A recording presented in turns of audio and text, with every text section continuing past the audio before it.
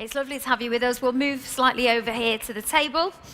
Now, we've just heard a little bit about Loretta, so before we actually go on to our discussion amongst ourselves, let's find out a little bit more about your backgrounds and where you guys are from. Aletta, we'll start with you. What's the organisation that you work for, and tell us about your involvement in diversity.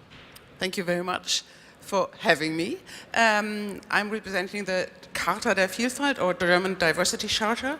We are an NGO association owned by 28 large companies, but that's not important. Important is our heart, that's the Diversity Charter, which is maintained by about 3,200 companies, organizations and institutions, and we stand for a holistic diversity approach.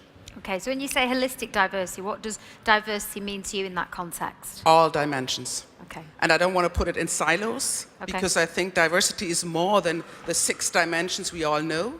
Diversity is diversity. Okay, good answer. Stuart, let's come over to you then. Tell us a little bit about yourselves, the job that you do, and what diversity essentially means to you. Okay, thank you very much. So my name is Stuart. I'm the CEO of the UHLALA group. And since 10 years, we're working especially on empowering LGBT people in the working place, and we're trying to help companies becoming more inclusive and LGBT friendly. And if you don't know what LGBT means, who doesn't know it? Everybody knows? I don't believe. Who doesn't know what LGBT means? Yeah, there's some of them. So LGBT means lesbian, gay, bisexual, transgender people, and it's like an acronym which companies use a lot to address this specific community, I would say. And yeah, so we're doing this since 10 years. Our biggest project is the Sticks and Stones LGBT Career Fair, with 100 companies, over 3,000 people, and we're doing like a lot of projects helping companies with an employer seal to really get certified as a proud company, and so on and so on. And we do this now since 10 years and see a big development. Okay. Diversity then, what does diversity mean to you in a nutshell, so we can discuss it all? I want to answer that question too. I would agree with Aletta. I think it's a way to, it's a developing concept. So it depends, and it's very dependent on the context and social context where you are. But it goes beyond gender, it goes beyond sex, it goes beyond religious thinking. It's so many categories that I wouldn't like to stick it to just mainly 6 or 7 or 8. Okay. Diversity to you, Stuart, I know you wanted to answer that. I would say, if you really mean it, diversity for me is a lot of pain and a lot of pleasure. Okay. Because diversity, it sounds nice, yeah, and a lot of companies say nowadays, yeah, we should do something for that. But if you really mean it, then it's a lot of pain, because it's not that easy. It's not just like you do some things and we appreciating women and then everything is fine. You have to work on it a lot. And if you don't know how to do it, it's a little bit complicated. It's not that easy. It will take a while. But if you do it correct, it's a lot of pleasure, because you get the best people into your company. You will win in front of your competition, because when your competition is not doing diversity, they will lose probably. And as statistics says, every company who's really doing diversity right, they gain. It's absolutely, there are so many studies now out there that just saying, no, if you do it correctly, you win. There's more margins there for you as a company. Can you give us maybe some of the reasons then? So people might ask, okay, it's great, companies win if you're very invested in diversity. Like you said, it's not that easy to get there. But what are the reasons then you say they're winning? Can you give us some sort of concrete examples that businesses would respond to and think, okay, we need to get involved, if only for that reason? So like for one example, like especially getting new talent on board. Of course, like nowadays all companies are saying, we are an open company. I don't know if there's any company out there right now who's saying, no, we're closed-minded, very super conservative. Maybe conservative, but everybody says we are quite open company. But when you then really look into the company and just see like the borders and the second and third row of leadership, you just see like it's a monoculture there. There's a lot of guys, white, same age, etc. There's not so much diversity. Okay. But if you're really working on diversity, then you're really looking like everybody who is like the best talent. So you're looking really focusing on women, you're focusing on LGBT people, and so on. As you said, don't look into silos.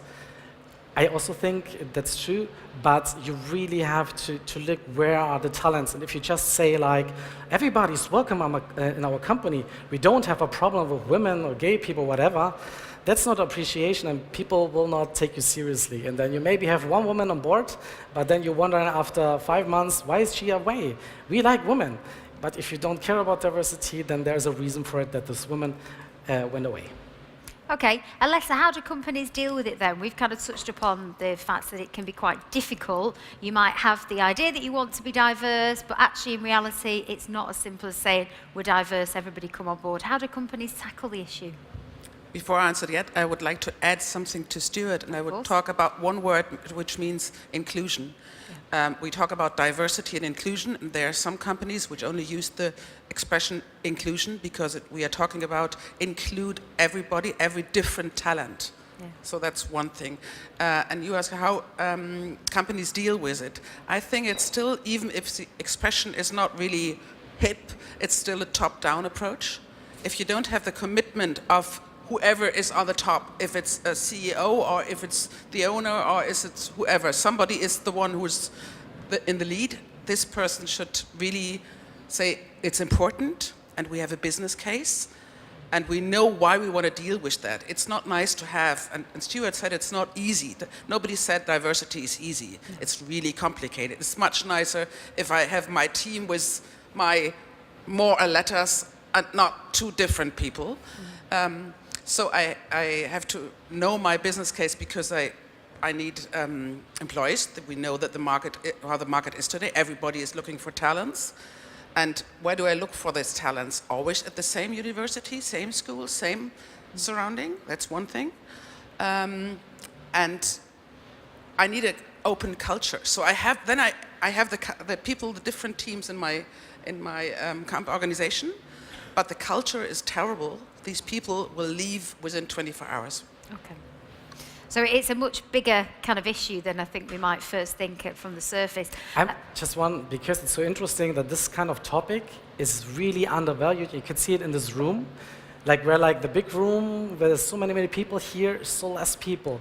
But like when you look, especially in the tech industry, what everybody is struggling right now, okay, finding investment is the one thing, but what are really struggling is finding the right people, finding programmers, product owners, UX designers, etc. They're always like, I don't get anybody, the market is empty.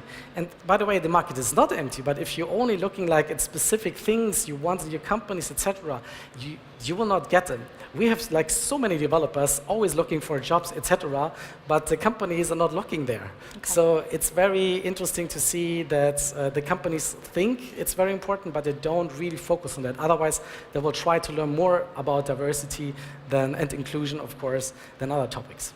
Okay, Lorena, I want to bring you in as well. Maybe you could all answer this. Where does diversity start? Because I know we're talking about finding workforce, but would you say that it starts at a much younger age? So maybe like educational institutions, are they maybe closing doors to certain types of people, for want of a better word, of studying certain subjects or being encouraged to go into certain industries or areas?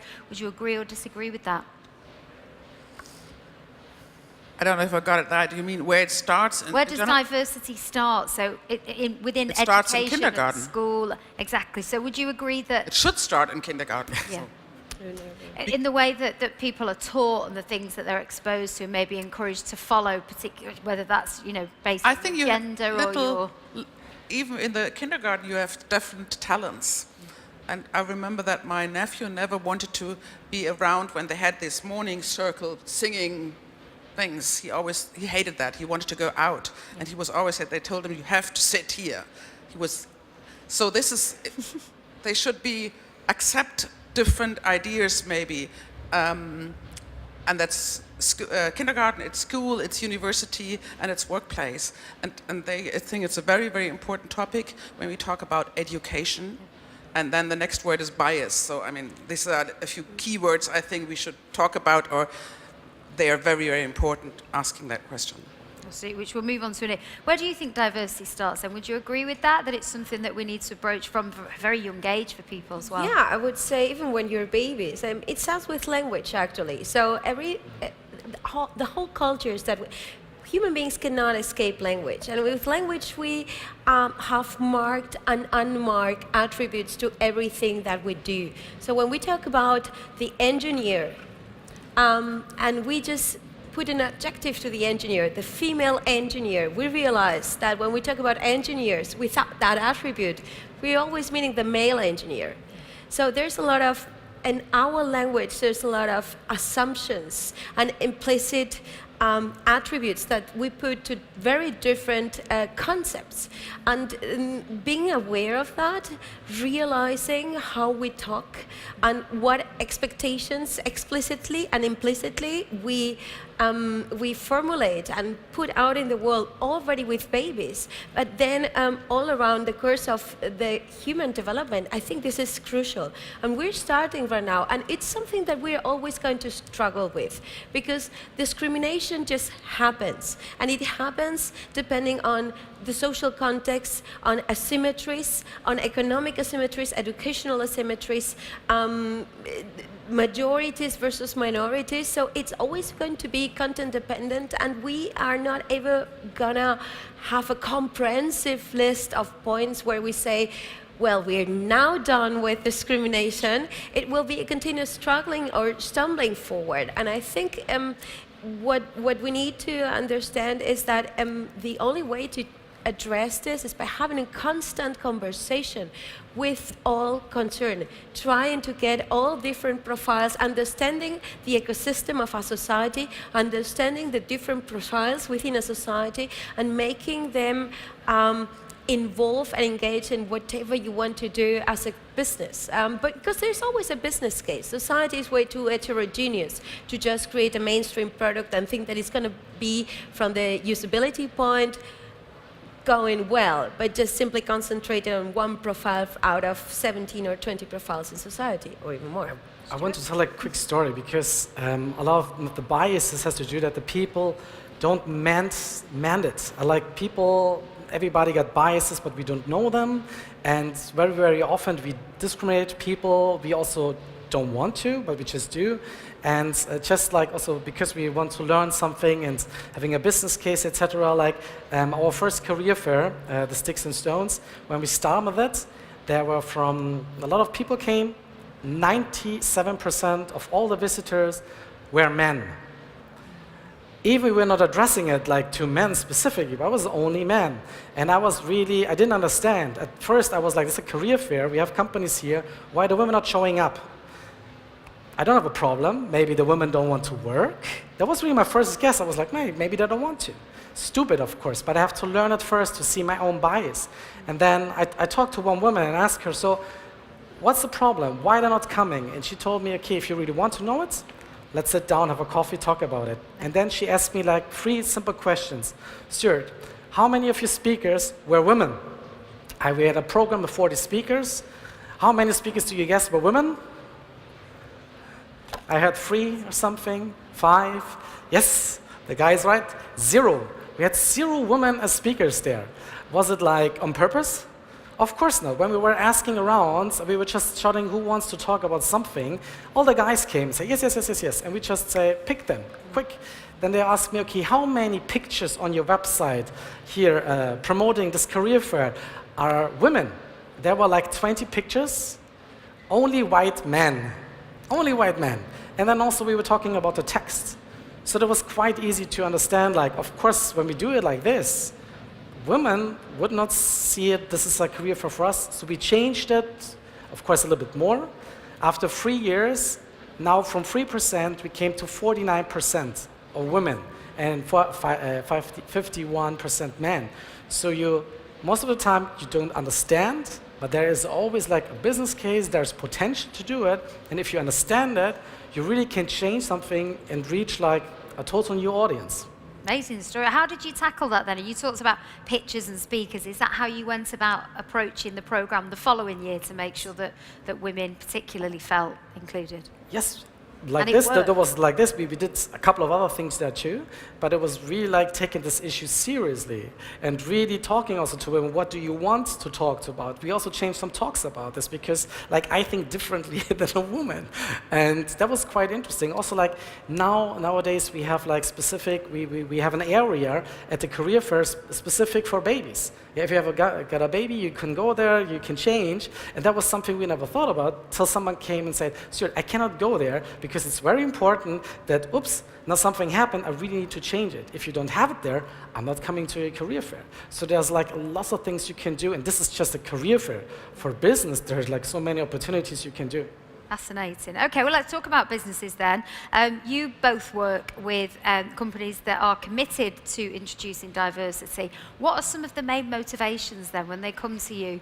Like, what's kind of been the driver for them to make that initial inquiry? So I think they have their business case in the meantime.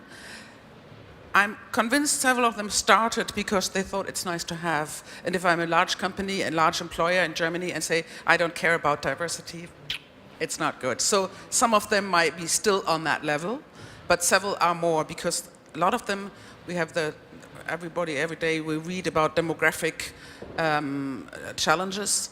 The employer market is empty for all different industries. So they have to present themselves as good, interesting employers. I said earlier, not only showing as an interesting employer, but have the corporate culture later on, that you don't hire the person and then she or he is leaving after 24 hours because it's not open. So, and the other thing is markets. Yep. If I want to deal with the Chinese market, and I have no clue, maybe I've been in China once, but maybe it's helpful. I hire somebody who really knows how the market works. And there are a lot of funny examples how that is, or it's maybe not only abroad, it can be in different areas. If I'm here in Berlin and I have a market in Berlin-Mitte or in Berlin-Wilmersdorf, maybe I need different people and different products. So, and it's good to have them people, and that means in different generations, for example. Maybe my salespeople in Wilmersdorf are a little bit older, or more experienced than maybe in Mitte. So I have to focus on that, and that's a lot of companies realize that. But I think the main thing is really the employee shortage we have in Germany. Okay. So how do you, first of all, assess the status quo in terms of diversity in the companies that you're working with? And then how do you set about kind of bringing them on to the next level, so to speak? I see that here, especially in Germany, where diversity is still something, as you said, like it's a nice to have topic. When they start with diversity, is always, okay, women, there are lots of women, so we should tackle this issue first. But this actually is not really diversity. This is just like you're looking for women and you do something here. But diversity and inclusion really means to put everybody, like appreciate everybody in the company and really trying to come to an open culture. Have the inclusive culture. Inclusive culture. And that's like a very hard process, takes a while. But from the woman, also to the straight white man, has to be included. Otherwise, you just have like a battlefield where it's like on this one side, the women, the gays, whatever, and on the other side, the straight white guys. And it cannot be like this. It has to be just really in culture for everybody, and where you're really trying to choose the best people and not the ones who are like very similar to you. When we earlier said it starts with presenting your corporate organization and the culture, but what is it? And we have, for the Charter, we have 6 points what you should do when you sign the Charter, what an organization should do. And one point, which is, I think, very, very important, is look in your HR processes, which starts with who is the team who recruits. So is the team since 10 years the group of, I don't know, 3 women, same age?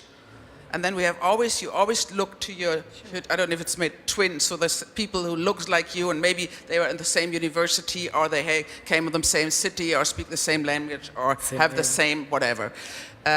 So maybe that team should be diverse as well. Yeah. And are you open to accept people who have a different background? Or is it, no, we always want somebody who is a as a lawyer from Munich, because I remember I was in Munich as well at university, so that's the best one. So if you have a diverse team there, it starts there. Absolutely. But then you have the person in the job, then the next step is like when you have the education program or talent programs, how are they designed? I remember I worked in the industry for several years, and there was a time, it's long ago, the women were asked, would you like to be in the women's mentoring program? Wow. Or would you like to go in the talent program? Because the talent program was only male, and so the ladies said, Crazy. oh yeah, I would like to go to the women's mentoring program. But the talent program, that was the program to really come up with your career. So that changed then, but at that time nobody thought about it. They thought they're doing a great thing. It's crazy to think, isn't it? I mean, I know we've still got an awfully long way to go, but just maybe in a relatively short time, just how opinions and things have changed, and people are starting to look at it. Have you anything that you'd like to add on that then? How do you think that companies should have a look at what they're currently doing, their processes, and how do they assess themselves first off, whether they are diverse in their thinking, in their recruitment procedures? What do you think about that? Well, I look at technology, and so from that perspective, looking at how to create technology that helps you to get better answers, to get better working processes, to just create a better future and a better human interaction. What I would say that is missing, at least from the technological approach, is understanding the ecosystem in which you are about to embed technology. And this is one of the main mistakes that we see, that people creating technology that is going to be used in a social context is not aware of what is the ecosystem within that social context. Who is going to be measured? Who is going to be giving feedback? Who is going to be using that technology? Who are we measuring everything? Who is going to be the one deciding and reflecting upon the feedback given? Is it the same person that is designing the technology, or is it a different group reflecting upon that? What you usually have is, when it comes to technology, a big disparage between the developers thinking that technology is going to be used in a very specific function and way, and then the human usage that is usually totally different, because human beings simply are, and they say, oh, I like this part, but I don't like this part. I have a shortcut for this, I have a shortcut for that, and I'm going to reuse this for something different. And it depends very much on your context and what type of person you are, whether you have a disability, whether you have not much time. And the thing with that human usage is that when it comes to understanding the feedback that is being delivered and designing a feedback that is able to capture all those things, usually it's the same developer that designed the technology, the one designing the feedback concept.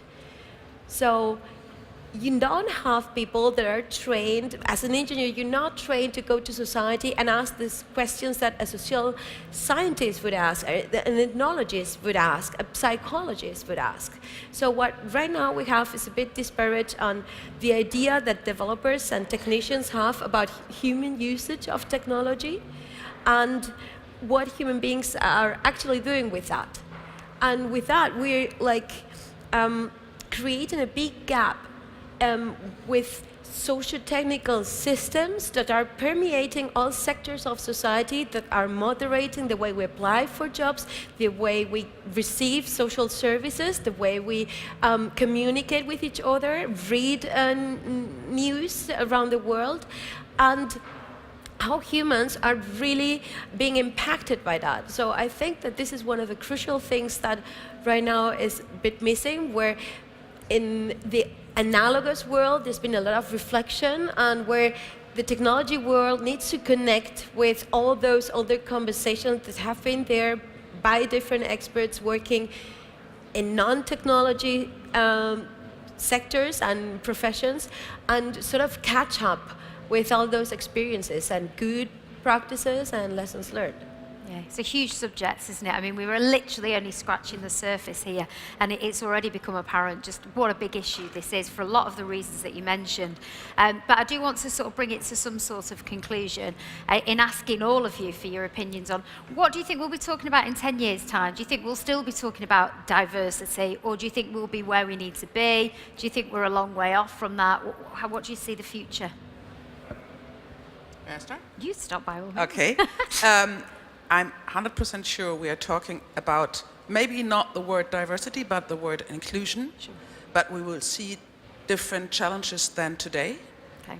And I think one thing is, which I think it's very, very important, and is the political situation in the world. What we see with right-wing things and fearing angst. Angst? Was heißt Angst? Angst, anxiety. Yeah, for difference of people, and I think that's so the main project. So I think we are there, but we're talking about inclusion. Okay, it's interesting. 10 years from now, for instance, you know, when you look into the future, what do you think we'll be talking about? Where do you think we'll be? Get your crystal ball out. 10 years, I really don't know. I just saw that in the last years, so much things are changing constantly. Whoever thought about that we have this huge right-wing conservative political climate right now, what can change so much and can destroy diversity too. So what's happening in 10 years, I don't know. What I hope is really more that this topic, diversity, inclusion, etc., becomes like a topic, especially for business world, like a very normal things to do, like marketing or HR. It's just like a normal thing. And yes, we have to take care of this because it's very, very important for our company and also for our employees. So this is just like a really normal thing to do, and you work on that. And it's not just like, oh, let's do something for women today. So what can we do? No, just really have a strategic approach to that, take it seriously. Like other companies like Google, who paying 300 million euros a year for diversity and inclusion. Which company in Germany is doing that? And there's a reason behind it. They know the business impact and they get the best people on board. Absolutely. So this is where I hope it's going to be. Absolutely. And Lorena, in 10 years' time, will we be discussing how diverse robots or AI is? Well, I don't think that we will be discussing much more about how how far technology is diverse. I think it's the usage and the purpose behind the creation of robots that should have that diversity, inclusive dimension to that. And I think that we're starting the conversation right now in that realm, and I hope that in 10 years we have somehow get some processes to standardize this type of conversation, to make it usual, to make it normal, and to make it part of a normal process, management process, whenever you're thinking of creating something. Absolutely. Well said. It's been fascinating talking to you. I'm sorry we haven't had more time because there was lots that I would have loved to have spoken to you all about, but it's been really lovely to get your insights. Thank you very much for your time, and all three of you will be available in Meet the Speaker, I believe. So if anybody does want to ask any more questions, please go ahead and meet our three fabulous speakers here. Join me in a round of applause. Thank you.